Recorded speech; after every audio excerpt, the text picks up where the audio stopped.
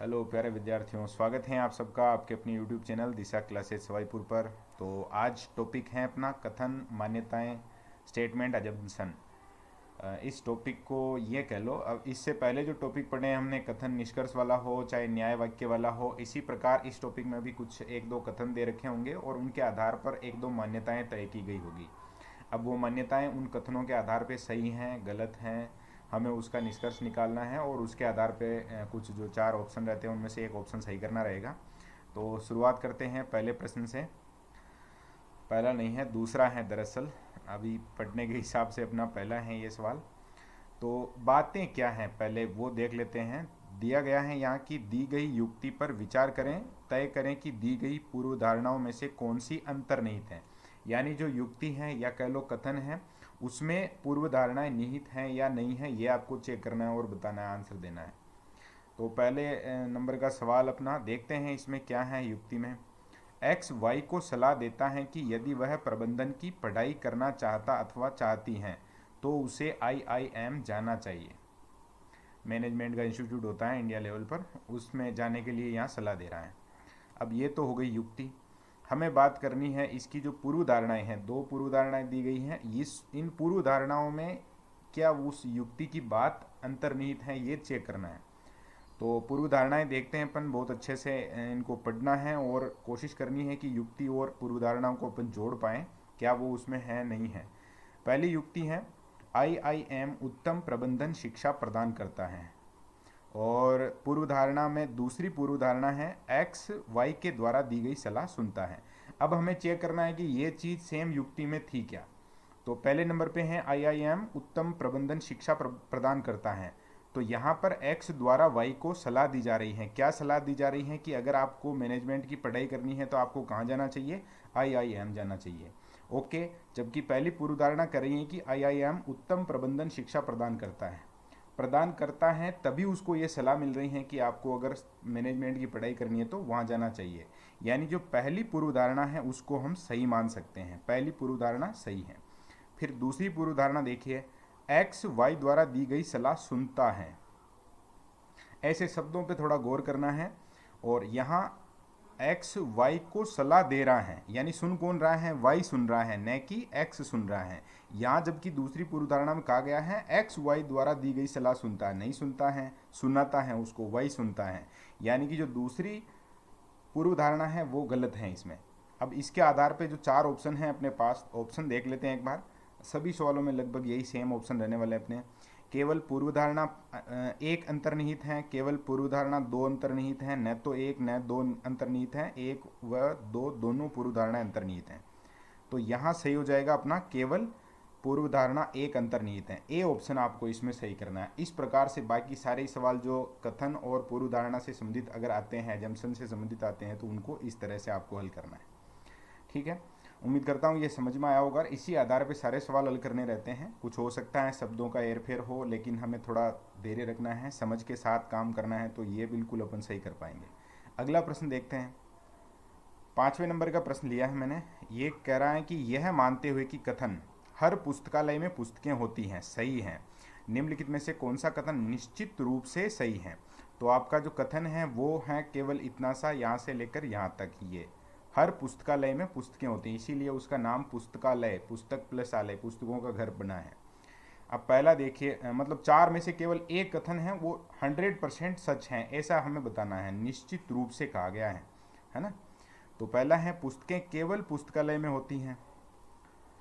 ठीक है, सभी एक बार देख लेते हैं क्या क्या अपने सामने ये ऑप्शन है। कोई पुस्तकालय पुस्तकों के बिना नहीं होता, कुछ पुस्तकालयों में पाठक नहीं होते, पुस्तकालय केवल पुस्तकों के लिए होते हैं।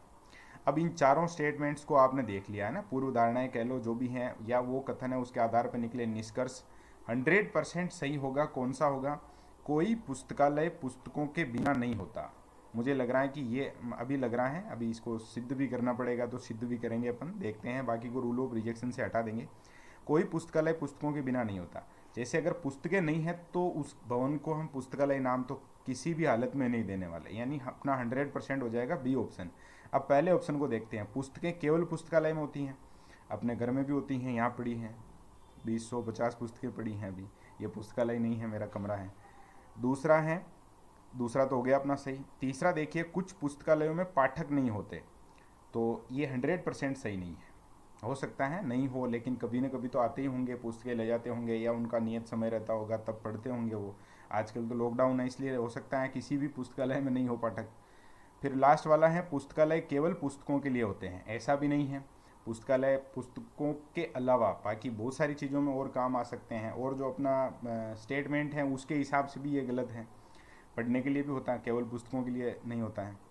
तो इस हिसाब से अपन बी ऑप्शन इसमें सही कर रहे हैं। कोई पुस्तकालय पुस्तकों के बिना नहीं होता, यानी पुस्तकालय हैं और पुस्तकें नहीं हैं, ऐसा पुस्तकालय नहीं हो सकता। तो ये 100% अपना सही हो जाएगा। ओके, नेक्स्ट सवाल देखते हैं। इसी में क्रमशः छठा है, और सवाल में अपना मतलब इस वीडियो में जो प्रश्न लिए उनमें तीसरा है इसका क्रम। देखिए कथन क्या है। कठिनाइयों तथा जीवन की तेज गति के परिणाम स्वरूप आपकी पाचन प्रणाली प्रभावित हो जाती है। अब पाचन प्रणाली प्रभावित हो जाती हैं, तो उसके पीछे का कारण बता रखा है, कठिनाइयाँ और जीवन की तेज गति। बस स्पीडली काम करते हैं लोग बाग, उलझे रहते हैं, तो उस हिसाब से। अब पूर्वानुमान क्या कह रहे हैं अपने। पहला है, जीवन में कठिनाइयाँ हैं। ओके, पाचन प्रणाली की सुरक्षा व्यवस्था नहीं है। तो इस प्रकार तो अपन ये मान नहीं सकते, क्योंकि ये चीज़ अपनी जीवन में कठिनाइयाँ हैं, इस स्टेटमेंट मतलब पूर्वानुमान को अपन अपने स्टेटमेंट के साथ जोड़ने का प्रयास करते हैं। कठिनाइयों तथा जीवन की तेज गति के परिणाम स्वरूप आपकी पाचन प्रणाली प्रभावित हो जाती हैं। ठीक है, तो जीवन में कठिनाइयां हैं तभी प्रभावित होती हैं। इसका मतलब हो गया कि अपना जो फर्स्ट वाला पूर्वानुमान है वो सही लग रहा है। दूसरा देखिए, पाचन प्रणाली की सुरक्षा व्यवस्था नहीं है। सुरक्षा व्यवस्था तो है ना, आप कठिनाइयों को कम करो, बिना फालतू का तनाव लोड नहीं लेना है, जीवन की जो गति है उसको संतुलित रखना है, इतना फास्ट नहीं रखना है कि समस्या पैदा कर दे। तो दूसरा इसमें जो पूर्वानुमान है वो गलत हो जाएगा, यानी कि अपना ऑप्शन नंबर ए सही हो जाएगा। केवल एक ही पूर्वानुमान सही है या पूर्वानुमान है। बाकी दूसरा है वो कह रहा है कि सुरक्षा व्यवस्था नहीं है, तो सीधा सीधा नकारात्मक बात कर रहा है। सुरक्षा व्यवस्था तो है, तभी तो वो काम चल रहा है सही से, अगर नहीं होता तो फेल हो जाता। ओके, नेक्स्ट क्वेश्चन देखते हैं। 13 नंबर प्रश्न लिया है यहाँ मैंने आगे। कथन देखिए, अभी हाल में देश में चीतों की गणना की गई तथा पाया गया कि चीता आरक्षित अभियान में से कुछ चीते लुप्त हैं। गणना की गई तथा पाया गया कि चीता आरक्षित अभियान में से कुछ चीते लुप्त हैं। ओके, कार्यवाहियाँ क्या हैं, क्या एक्शन लेनी चाहिए गवर्नमेंट को। सरकार को चीता आरक्षित अभियान में से बचे हुए चीतों की रक्षा के लिए कड़ा प्रबंध करना चाहिए। ओके, मानते हैं बात की, अगर इस प्रकार की समस्या आ रही है तो उस मतलब कि अभी चीतों की रक्षा के लिए नहीं, मनुष्यों की रक्षा के लिए तो कड़ा प्रबंध तो करना चाहिए, सही बात है ये। सरकार को लुप्त हुए चीतों के लिए उत्तरदायी अपराधियों का तुरंत पता लगाना चाहिए। ये भी ठीक बात है, क्योंकि अगर लुप्त हैं मतलब कोई ना कोई अपराधी हैं जो उनके पीछे हैं, और उनका पता लगाना ही चाहिए स्वाभाविक रूप से। ये भी कथन अपना सही हो जाएगा।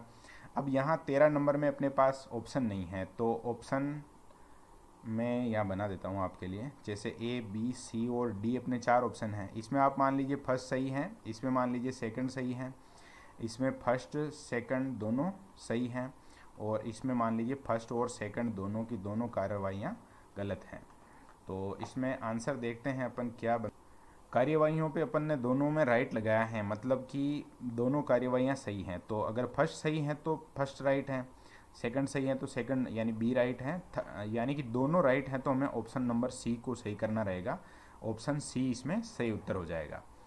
और अगर मतलब कि कथन और कार्यवाहियाँ हैं उनमें कभी कभी इस प्रकार विरोधाभासी कार्यवाहियाँ भी हैं तो ठीक है। और यहाँ सेकंड नंबर मुझे लग रहा है, जैसे सरकार को लुप्त हुए चीतों के लिए उत्तरदायी अपराधियों का तुरंत पता लगाना चाहिए, ऐसा उस कथन में नहीं है। थोड़ा सा कंफ्यूज हो सकता है कोई भी विद्यार्थी की सेकंड कैसे इसमें कार्यवाही सही हो जाएगी। देखिए, आरक्षित अभियान किसने चलाया है, सरकार ने चलाया है, और उस आरक्षित अभियान में उनको रिजल्ट के रूप में ये मिला है कि कुछ चीतें लुप्त हैं। लुप्त हैं का मतलब उनके पीछे कहीं ना कहीं कोई समस्या रही है, और उस समस्या को ख़त्म करना है तो अपराधियों का पता लगाना पड़ेगा। तो इसमें इसीलिए दूसरी जो कार्यवाही है उसको भी हम सही मान रहे हैं, और परीक्षा में इसी तरह से थोड़ा सा सावधानी के साथ ऐसे सवालों को हल करना है। अगला प्रश्न देखते हैं। 15 नंबर प्रश्न है अपने सामने। कथन है, पिछले कुछ वर्षों में शहरी क्षेत्रों में सरकारी स्कूल छोड़ देने वालों की संख्या में काफ़ी वृद्धि हुई है।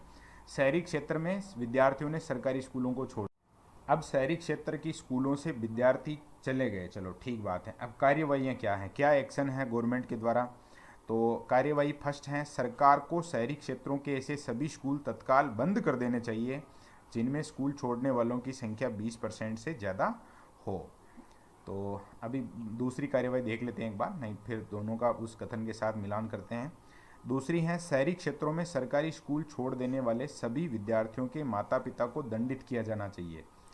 नहीं, गलत बात ये, उनको समझा सकते हैं, या जो शहरी क्षेत्र की स्कूलें हैं उनमें बढ़िया व्यवस्थाएं, जो भी वहाँ प्राइवेट स्कूलें हैं उनके लेवल की व्यवस्थाएं दे सकते हैं, दंडित तो नहीं कर सकते। तो दूसरी तो कार्रवाई सीधी सीधी गलत हो रही है। पहली कार्रवाई देखिए, सरकार को शहरी क्षेत्रों के ऐसे सभी स्कूल तत्काल बंद कर देने चाहिए जिनमें स्कूल छोड़ने वालों की संख्या 20% से ज़्यादा। स्कूल बंद नहीं कर सकते। इस प्रकार की अगर स्थिति हो गई, 20% से ज़्यादा छोड़कर चले गए, अभी 80% है, उनका क्या होगा भाई? तो दूसरी कार्यवाही और पहली कार्यवाही दोनों ही कार्यवाहियाँ गलत हैं, और इस हिसाब से इसमें जो ऑप्शन हो जाएगा, अभी जो मैंने ऑप्शन बनाए हैं उसी के आधार पे आप सही कर सकते हैं। फर्स्ट और सेकंड दोनों गलत हैं, तब आपको डी राइट करना होता है। तो इसमें आपका जो सही आंसर है वो हो जाएगा डी। ओके, नेक्स्ट है 16 नंबर प्रश्न है अपने सामने। कथन है, एक बड़ा तेल टैंकर राज्य की राजधानी को जाने वाले हाईवे पर उलट गया। हाईवे के अधिकांश हिस्से पर वाहनों के यातायात को रोक दिया। एहतियात तौर पर रोकना ही पड़ता है, क्योंकि अगर तेल का टैंकर है, आग लग जाता है तो समस्या आ जाती है। इस प्रकार की बात कथन में कही गई।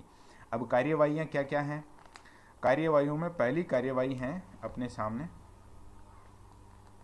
इस मामले पर ध्यान देने के लिए सरकार को तत्काल उच्च स्तरीय जांच समिति गठित करनी चाहिए। तो यातायात रोक दिया, उसके लिए जांच समिति की कहीं आवश्यकता नहीं होगी। तो फर्स्ट का तो ऐसे ही पता चल रहा है क्यों रोका गया, उसके पीछे का कारण है क्योंकि वहाँ एक्सीडेंट हो गया। फिर सेकंड है, तेल टैंकर के चालक को तत्काल गिरफ्तार कर लेना चाहिए। सीधी गलती भी नहीं है, गिरफ्तार तो अगर बाई चांस में गलती हुई तो उसको गिरफ्तार करना है, लेकिन कथन के आधार पे इसको अपन ऐसे नहीं कह सकते कि उसको आप गिरफ्तार कर लेंगे तो यातायात सुचारू हो जाएगा, है ना। तो यहाँ 16वां प्रश्न है, उसमें भी अपना ऑप्शन है वो डी ही बनेगा। दोनों ही कार्यवाहियाँ हैं जो तर्कसंगत नहीं है। ओके, नेक्स्ट है, नेक्स्ट और अंतिम है ये मतलब ऐसा प्रश्न है जिसका आंसर आपको कमेंट बॉक्स में या अपना और भी जो माध्यम है उससे मुझ तक पहुँचाना है। कथन, ये प्रश्न को समझ लेते हैं अपन। पिछले प्रश्न जो मैंने होमवर्क में दिए थे न के बराबर जवाब आए हैं, लेकिन कोई बात नहीं। उन प्रश्नों में भी अगर कोई समस्या रही है, किसी विद्यार्थी ने अगर मुझे मतलब पूछा है वो प्रश्न की समझाना है हमें, तो ज़रूरी मैं उसका जवाब जिस माध्यम से पूछा उसी में दे दूंगा। यहाँ बात कर रहा है कथन, अफ्रीकी देशों से भारत आने वाले कई पर्यटक प्रतिबंधित नशीले पदार्थों की तस्करी करते हुए भारत के विभिन्न हवाई अड्डों पर पकड़े गए हैं। और अब कार्यवाहियाँ हैं वो भी देख लीजिए। कार्यवाहियाँ भी हैं, 3 हैं, ज़बरदस्त हैं। भारत को तत्काल अफ्रीकी राष्ट्रिकों को पर्यटक वीज़ा देना बंद करना चाहिए।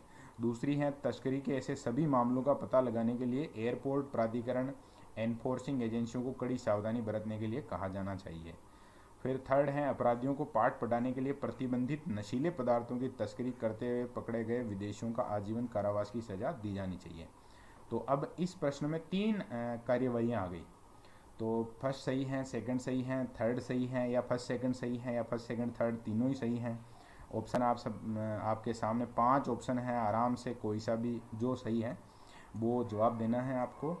और अपना ये टॉपिक है, मैं मानता हूँ कि पूरे के पूरे प्रश्न यहाँ शामिल नहीं कर पा रहे हैं अपन, लेकिन ये जो 5-7 प्रश्न हैं इनके आधार पे थोड़ा सा आप माइंड सेट जरूर तैयार कर पाएंगे कि परीक्षा में मैं किस हिसाब से सोचूं और सही करूं अपना प्रश्न। ओके, तो आप मतलब कि समझ में आ गया है तो बहुत बढ़िया है, नहीं तो एक बार वापस से ये वीडियो देखना है, आपको समझना है, और बाकी जो सवाल हैं वो अपनी किताब में हैं उनको हल करना है। कोई प्रश्न में अगर समस्या आती है तो आप मुझे प्रश्न नंबर या फिर उसका जो स्क्रीनशॉट है, फ़ोटो है, वो मुझे भेज सकते हैं। ओके, धन्यवाद।